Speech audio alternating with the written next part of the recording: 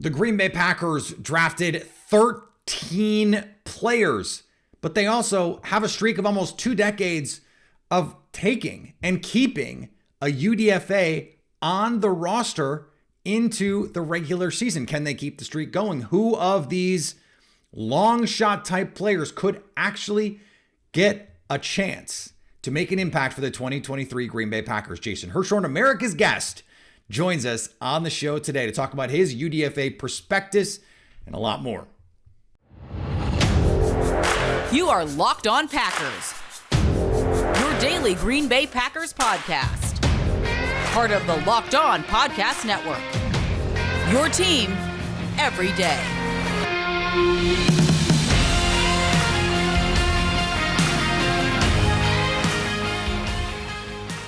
You are Locked On Packers, part of the Locked On Podcast Network, your team every day. I'm Peter Bukowski, and I cover the Packers for The Leap, a newsletter I would love for you to subscribe to. Follow me on Twitter, Peter_Bukowski. Follow the podcast on Twitter, Locked On Packers. Like us on Facebook. Subscribe to the podcast, iTunes, Spotify, Google Podcasts, wherever you find podcasts, you will find Locked On Packers, the #1 Packers podcast on the internet, and the show for fans who know what happened. They want to know why and how. America's guest, Jason Hirschhorn, joins us on the show today to talk about his UDFA perspective that he wrote about on The Leap, a newsletter I would love for you to subscribe to. And then because they took so many players, it's a shorter UDFA prospectus than normal because it's a long shot. One of these guys actually makes the team. So we're talking about some of these 7th round picks as well. I don't know that we're going to get through 13 rookie orientation series I. But I think that's why we get a good opportunity here to talk about some of these players. We're going to try, by the way, because I think guys like Carrington Valentine and Anthony Johnson Jr. and Grant Dubose have a path to being actual players for the Packers, if not in 2023, maybe in 2024, or at the very least special teams players, backups who have an opportunity that they're 1 or 2 injuries away from playing. So I think it's important to know who these guys are. And so we're going to get a chance to dig into all of that. Before we get to Jason, today's episode brought to you by our friends at Built Bar. Looking for a delicious snack but don't want all the sugar and the calories? Then you need the best tasting protein bar ever. Built. I had one today. I'm bringing them to the hospital with me to make sure I have my healthy snack that tastes delicious. I cannot think of a better endorsement of a product then I am putting it in my hospital bag for my wife giving birth. I am bringing it with me. It is a comfort food for me. And yet, unlike a lot of comfort food, and by the way, plenty of the food that I'm bringing for snack-wise, not healthy, which is exactly why it's great to have Built, because 130 calories, 4 grams of sugar, but 17 grams of protein. That is what you want. And it comes in incredible flavors. I have the coconut puff that I'm bringing with me, the peanut butter puff that I'm bringing with me, the cookies and cream puff that I'm bringing with me. How can, like, if you're a Wisconsin person, cream puff, like it's not actually cream puff, but it's cookies and cream puff. It's protein infused marshmallow. Come on now. Come on now. I shouldn't have to sell it any more than that. They really deliver on the taste plus the macros. And now you don't have to go to built.com to get them, though you can. I still do for sure. But let's say you're just at Sam's Club because you're doing your grocery shopping and that's where you go. Hey, cool. Buy a 13 bar box there. Go to Walmart. Just happen to be at Walmart. Got to pick something up. Got to pick up a bunch of stuff. You can buy a box there as well. Eat them in the car on the way home. You might want to. Joining me now for the second time this week, America's guest and my co-founder at The Leap, Jason Hirschhorn. Jason, good to be with you yet again. We get to do your annual series, one of my favorite things that you put out every year, the UDFA prospectus. And this is a weird year because the Packers have a lot of draft picks and they're not going to have a lot of room for undrafted free agents. So we're going to talk about the players that you highlighted, but I also want to talk about some of the late round picks who I also think kind of fall into this same sort of long shot bucket in terms of like 7th round picks don't normally make a lot of rosters, but have a chance in Green Bay. Let's start here because there is a name that a lot of college football fans probably know, and that's Bretton Cox. Tell me more about Bretton Cox. So he's not just a notable name. If you just looked at where he went to college, his productivity, and the athletic measurements that he was able to produce, you would assume that this guy is going among the top 100 picks. Now, that is not to say that this guy is going to have that kind of impact, because we don't know that, obviously. But he's just a very strange UDFA for the Packers. They typically do not sign this kind of player who went undrafted almost exclusively for reasons that have nothing to do with on the field. Yeah. So I just want to throw some numbers at you. These were included in the article, but I think these really drive home how strange of a UDFA he is just in general. So if you look at his 4 seasons over 5 years, he started at Georgia, transferred to Florida, sat out the 2019 season.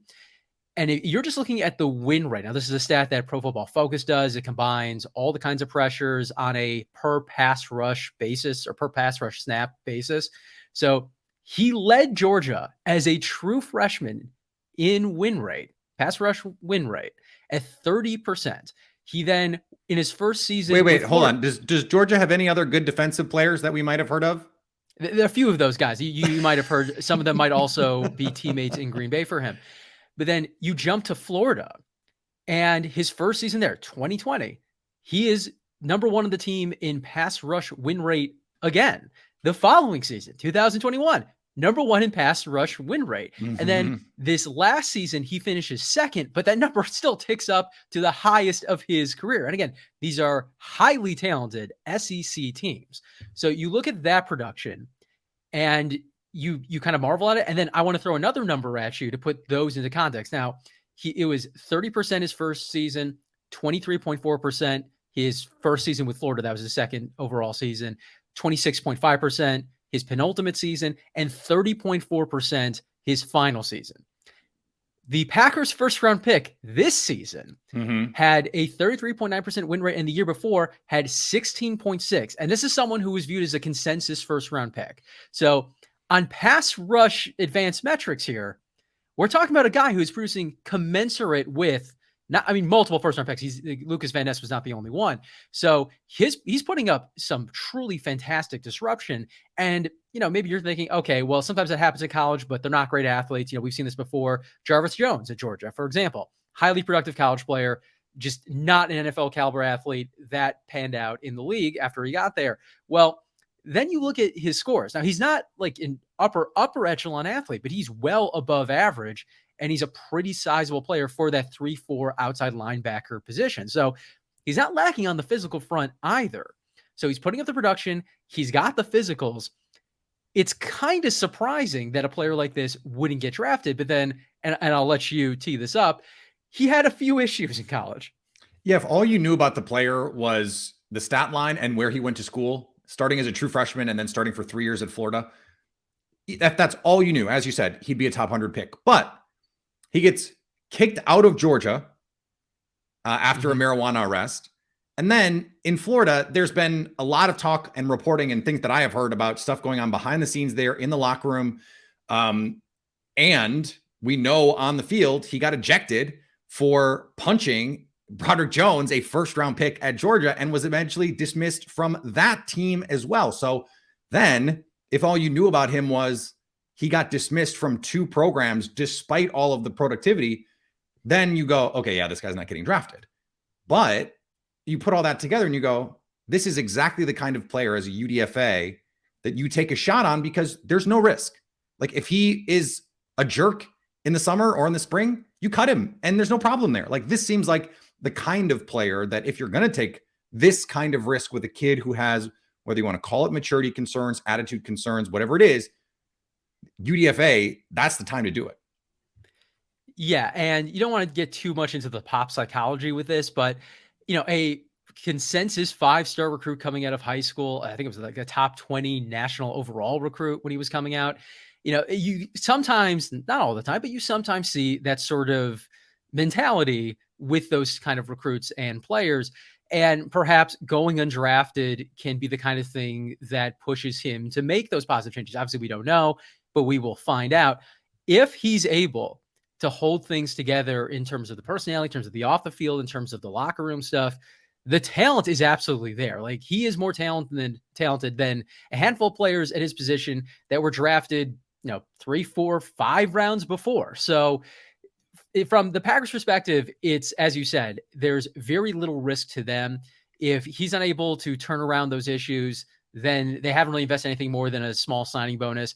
But if he can turn it around, the potential is there to be so much more than just a tertiary pass rusher. One of the surprises, I think, from this draft was that Brian Gutekunst did not take an offensive lineman, but they did get a UDFA offensive lineman that you highlighted in this story. What can you tell us about him?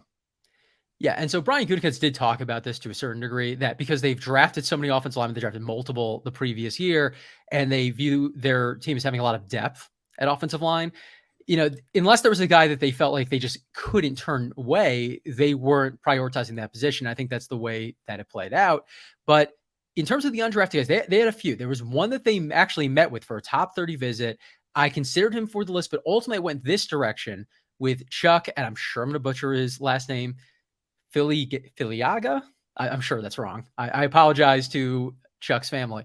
But this is another guy. He was a 4-star recruit coming out. He started at Michigan, and he played a variety of positions. He actually saw action at both guard spots, but he's built like a tackle, and athletically, he checks a lot of those boxes that we know that the Packers look for. He's got an almost 8 relative athletic score. He's 6'6", 321 pounds. So this is a guy who very plausibly could play tackle, even though his experience is at guard. And we know how much the Packers like that cross-training ability, right? Like, if he could be someone who could plausibly start at right tackle and right guard, or maybe even left guard, like, that's someone who's going to immediately have more opportunities to make that 53-man roster or the practice squad.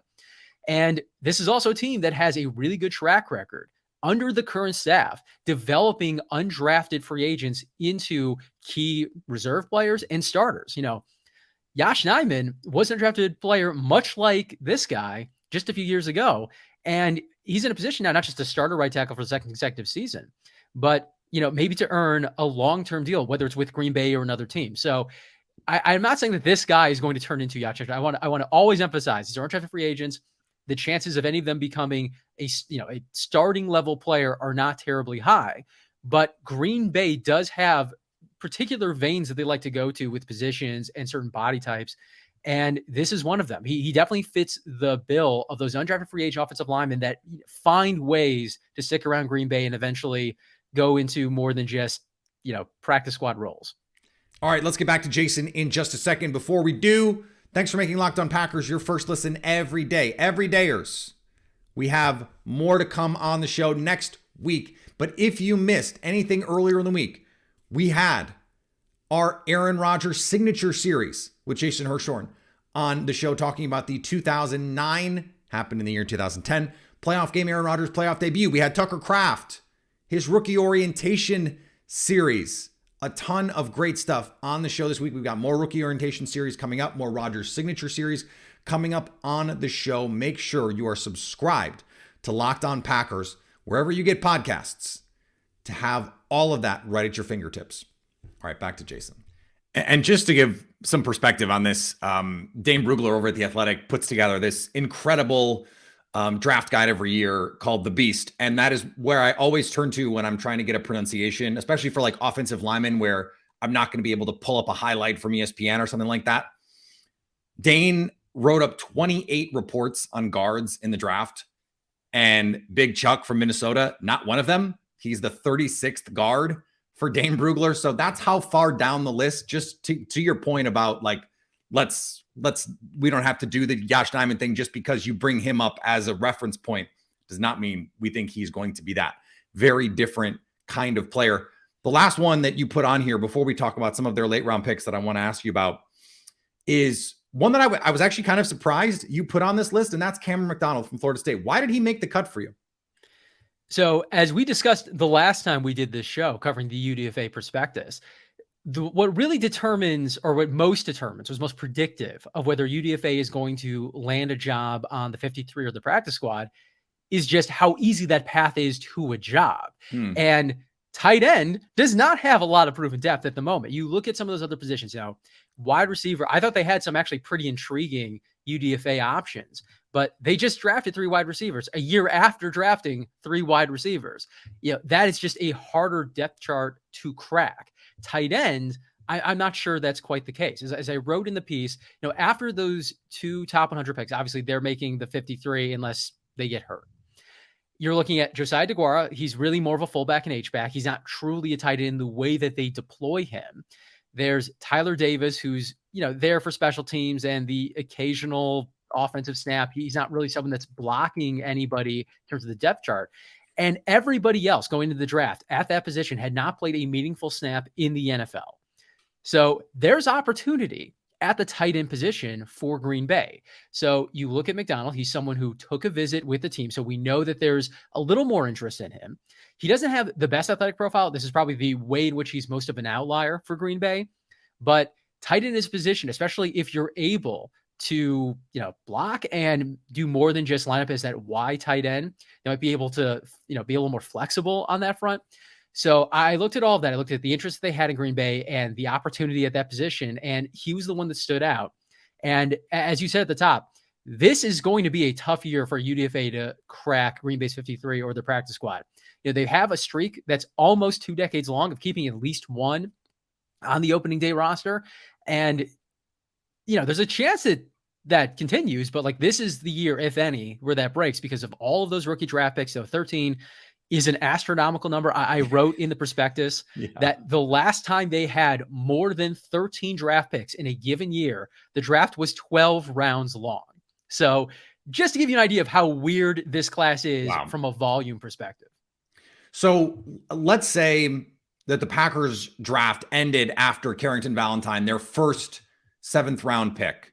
Would any of the next 3 guys have made the prospectus had they been like UDFAs?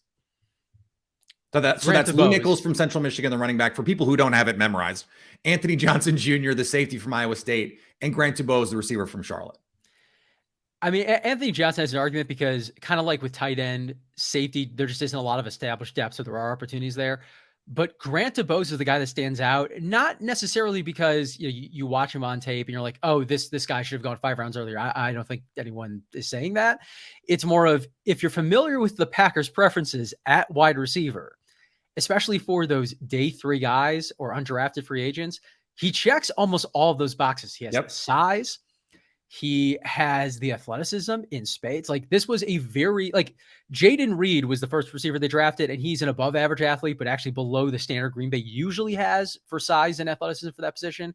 But then you look at everyone else, Dontavian Wicks, I think I got that one right. Yep. And Grant Dubose are just supreme athletes for the position, independent of where they got drafted. And you look at a guy who's that athletic, a guy who is going to be able to contribute on special teams. He actually highlighted that in his post-draft conference call, that it's something he's comfortable doing, something that he has done. I think Wicks did that as well. So there are multiple ways he can make the roster. And if you're looking at this from the perspective of Jason Vrabel, the Packers wide receivers coach or pass game coordinator, whatever his title is at this point, that's someone you're like, I can mold him in a year or two into being, more than just, oh, he plays on special teams and occasionally on offense when maybe there's some injuries. There's stuff you can do with them. The timed 40 speed is probably why he was still available in the 7th round. And by that, I just mean the 40, that final number. The splits are a lot more interesting. He accelerates fast. Again, he's a superb athlete. And when you're a wide receiver, what tends to matter more is that burst at the start. And if he can figure out, it doesn't have to be Devontae Adams in terms of releases. I mean, that would be an impossible standard for pretty much everybody. Mm-hmm. If he can just develop that part of his game a little bit, you can see how that could very quickly translate in him getting consistent snaps on offense. So he is a project. Again, that's why he was there in the 7th round and almost an undrafted free agent. But you can see that the ceiling for him is much higher than your typical 7th round pick.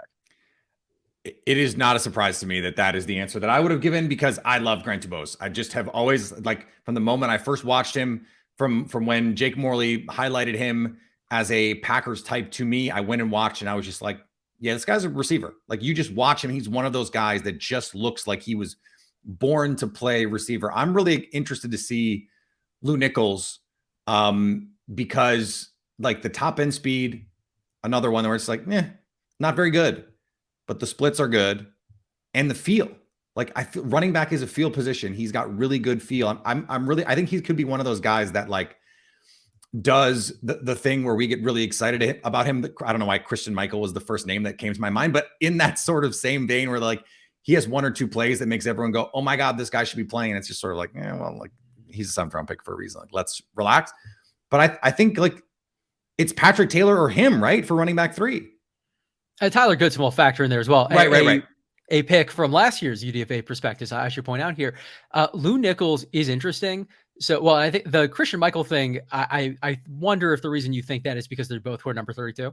It could be. Yeah, it could just be like an aesthetics thing. But, we haven't seen him in pads in Green Bay yet, but we have seen him during rookie minicamp. And given that he weighs, I think it's like, 220, 230 pounds. Yeah. I was actually surprised how like slender he looks. Like that is not, a gut to 2230. That is a rocked up to 2230. So if he's able to bring that kind of mass, but not actually look like a big back in terms of just his stature, there are a lot of ways in which a running back like that can work. The lower center of gravity definitely helps with balance. It helps in pass protection if you're able to, back it up with strength. I think that's going to be something that he's going to eventually be able to do if he develops as a pass protector. So you could see him having more than just, a reserve role if he's able to stick in Green Bay, because, Aaron Jones, obviously top of the depth chart, AJ Dillon right behind him. And then there is a gap. They did not keep 3 true tailbacks on the opening day roster last season.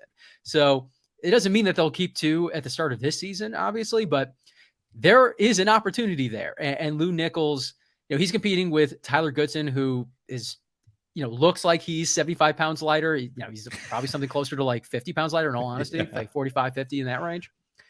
And Patrick Taylor has been a serviceable tertiary back, but how much more meat is there on the bone, right? Like he was an undrafted player himself out of Memphis. He has improved, but we're probably seeing him at his limit, which is an NFL player. That matters. But, that we know that the Packers, especially with those, back of the roster spots and with those practice squad spots, they like guys who they feel like they can develop into much more. And that may just not be Taylor's spot anymore, even if he's still the best of those 3 players going into camp. It's funny because I think for a lot of fans and even some media, like Anthony Johnson Jr. is the guy that stands out, has got the easiest path to playing this year. And he is the player that we talked the least about in that group. But part of that is by design because he's had a lot of ink spilled about him already. Jason, this is always a fun piece for me to read and have you educate me on. So I appreciate you taking the time, and we will see you back very soon. Looking forward to it. All right. Thanks to Jason for joining the show. Great to talk to America's guest and my co-founder at The Leap, a newsletter I would love for you to subscribe to. Thanks for making Locked On Packers your first listen every day. Everydayers, tomorrow on the show, we will see. Because Tuesday, we did the induction for my wife. I'm recording this in advance of that. So I'm hoping to do a Friday show, but if not, we've got next week, rookie orientation series, Roger signature series, a lot of great stuff coming up in the coming weeks as we get toward mandatory minicamp and inch closer to actual football at training camp. All of that is coming up very soon on the Locked On Packers podcast. So subscribe wherever you get podcasts, iTunes, Spotify, Google Podcasts, I don't know. There's a million of those platforms out there. Whatever you use, great. Follow me on Twitter, Peter_Bukowski. Follow the podcast on Twitter, Locked On Packers. And come subscribe on YouTube. We're on YouTube now. All our shows are on YouTube. So if you want to watch us, great. If you want to come hang out with us when we go live, that's a great way to do it. So you can stay Locked On Packers.